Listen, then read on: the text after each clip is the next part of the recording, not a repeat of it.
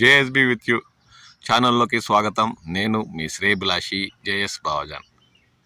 ఉమ్మడి చిత్తూరు జిల్లా పరిధిలో మామిడి దిగుబడులు అనే కార్యక్రమంలోకి స్వాగతం. గత ఏడాది కన్నా ఉమ్మడి చిత్తూరు జిల్లా పరిధిలో దాదాపు 1,00,000 మెట్రిక్ టన్నుల తోతాపురి దిగుబడులు తగ్గాయని వ్యవసాయ శాఖ అధికారులు పేర్కొన్న విషయం తెలిసిందే. అయినా మామిడి సీజన్ ప్రారంభం నుండి గిట్టుబాటు ధర లేక రైతులు కష్టనష్టాల పాలైన విషయం కూడా తెలిసిందే. దీంతో రాష్ట్ర ప్రభుత్వం సగం సీజన్ అంటే దాదాపు నెల ఆలస్యమైన టన్నుకు 4,000 రూపాయల చొప్పున సబ్సిడీ ప్రకటించిన విషయం కూడా తెలిసిందే. అందులో కూడా రైతులు చాలా మేరకు ముందే కోతలు మొదలుపెట్టి తోతాపురి రకం తరలించిన తర్వాత సబ్సిడీ ప్రకటించడంతో రైతులు అలాగా కూడా నష్టపోయిన విషయం తెలిసిందే.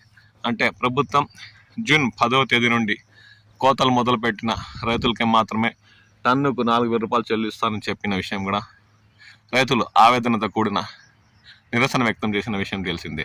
తోతాపురి సీజన్ ప్రారంభం నుండి జూన్ 1వ తేదీ నుండినైనా ప్రభుత్వం టన్నుకు 4,000 రూపాయల సబ్సిడీ ఇస్తే రైతులకు మేలు చేకూర్చినట్టే అవుతుందని వారు ఆశాభావం వ్యక్తం చేస్తున్నారు. ఎందుకంటే సీజన్ ప్రారంభంలోనే చాలామంది రైతులు 1,00,000 టన్నుల వరకు ఉమ్మడి చిత్తూరు జిల్లా పరిధిలో తోతాపురి రకం కోతలు మొదలుపెట్టి దగ్గరలో ఉన్న ర్యాంపులకు గుజ్జు పరిశ్రమలకు తరలించి వాటిని అమ్ముకున్నారు. వాటికి మాత్రం రాష్ట్ర ప్రభుత్వం సబ్సిడీ ఇవ్వట్లేదని జూన్ 10వ తేదీ పైబడి మాత్రమే కోతలు మొదలుపెట్టి పూర్తి చేసిన రైతులకి టన్నుకు 4,000 రూపాయలు రాయితీ ఇస్తుందని ఉమ్మడి చిత్తూరు జిల్లాలోని మామిడి రైతులు పేర్కొంటున్నారు.